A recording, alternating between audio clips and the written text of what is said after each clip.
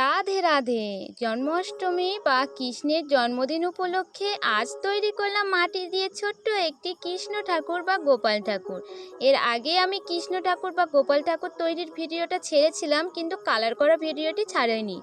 তো তোমরা তো কেউ সেই ভিডিওটা দেখলে না, সেই জন্য ফের আরও একবার আমি পুরো ভিডিওটা দেখানোর চেষ্টা করলাম।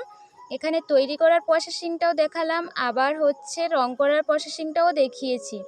তো আমি এখানে মাটি দিয়ে যেহেতু তৈরি করেছি, একটু তো খাটনি হয়েইছে, কিন্তু কষ্ট হলেও শেষ পর্যন্ত যদি জিনিসটি ভালো হয় তাহলে মন একবারে ভরেই যায়। আমি আজ পর্যন্ত যতগুলো মাটি দিয়ে জিনিস তৈরি করেছি তার মধ্যে মনে হয় কৃষ্ণ ঠাকুরটা সব থেকে ভালো তৈরি করতে পেরেছি।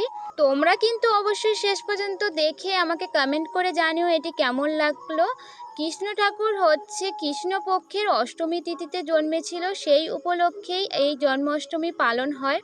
তো মাটির তৈরি জিনিসটি ভালোভাবে শুকিয়ে গেলে আমি এখানে কালার করে নিয়েছি, এবং কৃষ্ণ ঠাকুরটি কেমন লাগছে তোমরা জানিও। আজ তবে যাই, রাধে রাধে। সবাই ভালো থেকো, শুভ জন্মাষ্টমী।